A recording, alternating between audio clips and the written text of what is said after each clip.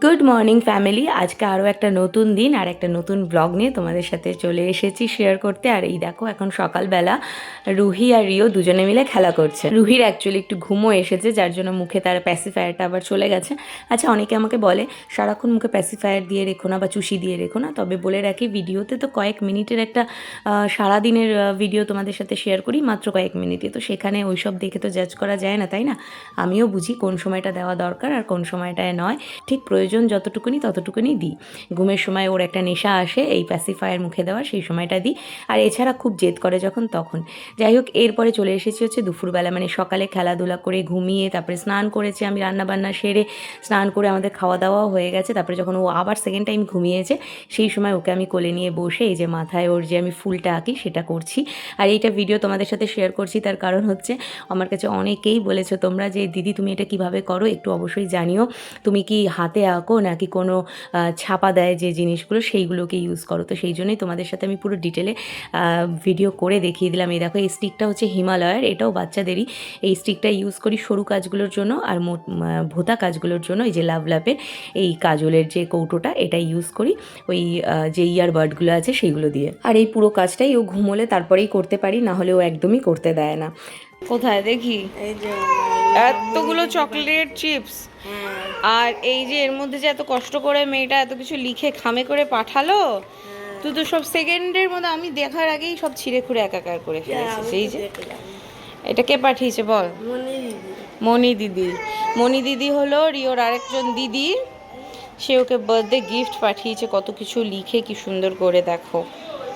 You deserve a 5 star. আচ্ছা, সব এগুলোর মধ্যে ছিল এগুলো নাকি? সব হাতে এঁকেছে খাম বানিয়ে বানিয়ে করে এই যে পাঠিয়েছে। আর সে সব চিড়ে খাওয়া মনে হয় হয়ে গেছে দেখি। আচ্ছা, খাওয়া হয়নি এই এক টপকে। আচ্ছা ঠিক আছে, এগুলো কিন্তু একবারে সব খাবে না, রেখে রেখে খেও। একবারে খেলে কিন্তু আর দেখতে হবে না, বুঝেছো? আচ্ছা, ইয়ে করো, ক্যামেরায় অন ক্যামেরায় একটু থ্যাংক ইউ বলে দাও। মনি দিদিকে বলো। এবার ঝগড়া করো, কি হলো, করো। হ্যাঁ, দেখো কিভাবে মাম্মার সাথে ঝগড়া করতে হয়। কি না মাম্মা বলেছে এই চুড়িগুলো এরমভাবে মুখে দেয় না মা। ওই দেখো, কেন এখন আস্তে আস্তে, কেন জোরে জোরে করো। এতক্ষণ এমন গলা ফাটিয়ে চিৎকার করছিল, মানে ভয় পেয়ে যাবে লোকে।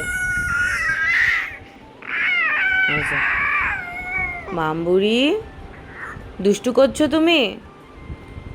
মামবুড়ি দুষ্টু করছে।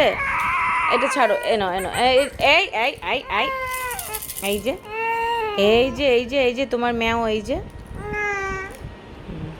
ম্যাওয়ের কান খাবে এবার। রাগ দেখেছো? এইভাবে কিচ্ছু বলা যাবে না তাকে, কিছু বললেই সে এইভাবে। এই যে উফ, বলো বলো বলো, কি বলো, কি বলার আছে বলো। এইদিকে বলো, এইদিকে এইদিকে বলো। মামা কথা শুনছে না। তারপর আরে বাবা, ভয় দেখাচ্ছে। সব মিমিরা ভয় পেয়ে যাবে, দিদুনরা ভয় পেয়ে যাবে, বলবে রুহি কি রাগ দেখাচ্ছে গো, এত বকু বকু করে। আবার হাত খায়, হাত বের করো, আঙুল বের করো মুখ থেকে। কিছু বলতে পারবে না, এই মহিলাকে কিছু বলা যাবে না। এটা কিন্তু কান্না হচ্ছে না, এটা রাগ দেখানো হচ্ছে। ইস ইস, বুঝেছি, ধরতো পুকিটাকে, শুধু শুধু রাগ দেখায়। হাসো হাসো হাসো, একটু হাসু হাসু করে দাও, একটু রাগটা কমাও। এত রাগ করলে হয় রাগুনি মাসি? রাগুনি মাসি, এই রাগুনি মাসি, এই রাগুনি মাসি। রাগুনি মাসি হাসবে না বলছে, দেখো না জোর করে হাসি চেপে রাখছে, হাসবে না, তুমি হাসু করবে না। এই ম্যাও আসছে, রাগ ভাঙাতে ম্যাও আসছে, ম্যাও আসছে, ম্যাও আসছে, খিটি খিটি খিটি খিটি খিটি খিটি খিটি। আর রাগ করবি, আর রাগ করবি মাম্মার উপর, আর রাগ করবি? আবার ম্যাও এসে যাবে কিন্তু, দৌড়বে এসে মাম্মাকে বকু বকু করা। এই যে আসছে কিন্তু ম্যাও ম্যাও ম্যাও ম্যাও ম্যাও ম্যাও, কুচি কুচি কুচি কুচি কুচি কুচি। আর রাগ করে থাকা যাবে না, যাবে না থাক। রেডি হয়েছি বিয়ে বাড়ি যাওয়ার জন্য, তোমাদের সাথে তো বলেইছিলাম, তোমরা দেখেইছো। তবে হ্যাঁ, এই যে একটু পরে পোস্ট করছি, এই যে সেই শাড়িটা পরে নিয়েছি, এটা হচ্ছে Mysore silk, pure Mysore silk, যেটা আমার ক্যামেরার পেছনে আমার বর মশাই ওয়ান অ্যান্ড অনলি দেবাবু, সে খুব পছন্দ করে কিনে দিয়েছিল। দাঁড়াও এক সেকেন্ড, বাবাকে মানে ভাগ দেওয়া যাবে না, বাবার ভাগ শুধু তার একারই, বাবার নাম নিলেই অমনি দেখো না আমার তোতা পাখি প্যাঁ প্যাঁ ওই যে অমনি ঝগড়া শুরু। তো যাই হোক, পরে নিয়েছি। আর এই ব্লাউজটা কিন্তু এটার নয়, সেটা তোমরা এর পিঠের এই যে পাটটা দেখলেই বুঝবে। এটা একটা কাঞ্জিভারমের ব্লাউজ রয়েছে, কারণ এর ব্লাউজটা আমার এখন বেশি লুজ হচ্ছে। এবার তোমরা বলবে এত বছর, মানে একজনে দুজনে আমাকে কমেন্ট করেছিল এর আগের একটা পুরনো শাড়িতে, যে সেই বছর মানে সেই সময়কার ব্লাউজ এখনো হচ্ছে।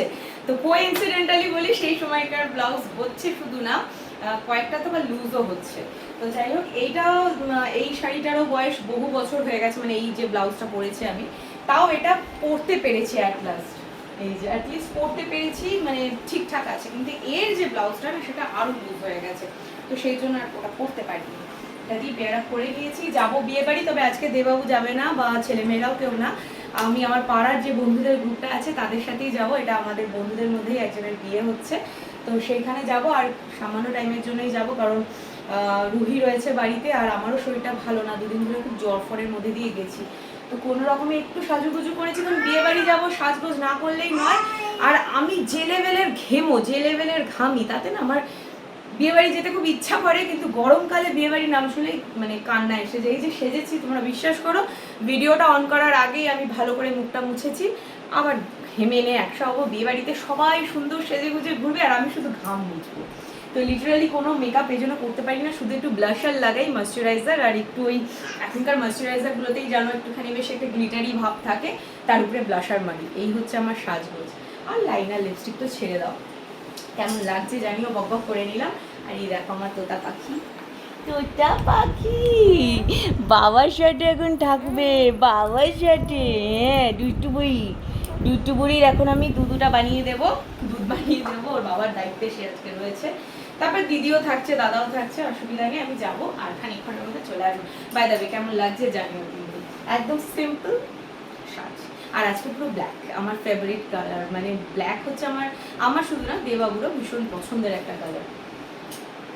এদিকে দেখো, এখন ওই 9টা সোয়া 9টা মতো বাজে, আর আমরা বিয়ে বাড়ি চলে এসেছি। এটাও আমাদের বাড়ির কাছেই একটা ব্যাঙ্কোয়েটে হচ্ছে, আর আমরা সব বন্ধু বান্ধবীরা মিলে, যে বন্ধু না বান্ধবীরা মিলে চলে এসেছি। আর দুই বান্ধবী, দুই ছেলে মেয়েও এসেছে। রিওকেও বলেছিলাম আসতে, কিন্তু ওর আসার ইচ্ছা ছিল না, তাই আর ওকে নিয়ে আসিনি। আর এইদিকে দেখো স্টল বসেছে স্টার্টারের, চাউমিন রয়েছে, ফুচকা রয়েছে, তার সঙ্গে সঙ্গে ওই দিকে ওখানে রয়েছে হচ্ছে আমপান্না, আর তার সঙ্গে চা কফি এগুলোও রয়েছে। কিন্তু যা গরম পড়েছে, চাউমিন এসবের দিকে বাবারে বাবা যাচ্ছি না। এদিকে এক বন্ধুর ছেলে এই যে চাউমিন খাচ্ছে, ওরই একটা ছোট্ট করে বাইক নিয়েছি। আমি তোমারই একটা ভিডিও নিই। এটা কত নম্বর তিন্নি?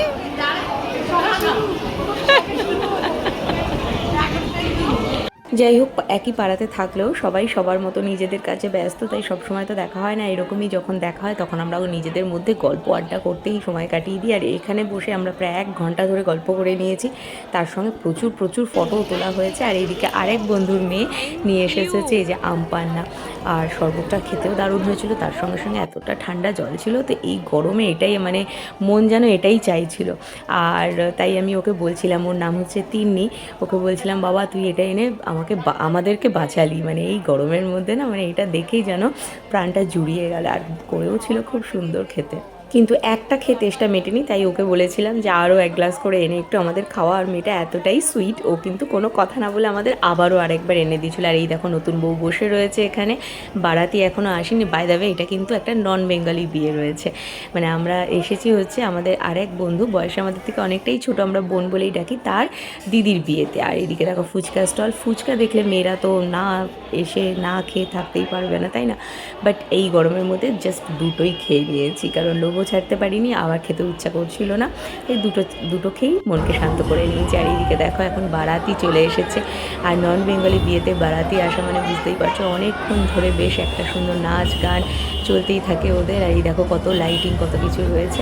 তো যাই হোক, আমরা দেরি না করে খেতে বসে পড়েছি, কারণ আমার ছানা দুটো বাড়িতে রয়েছে আর ওদেরও রাত হচ্ছে। এখন মোটামুটি 10টা বেজে গেছে, 10টা 5-10 হয়ে গেছে, আমরা খেতে বসে পড়েছি।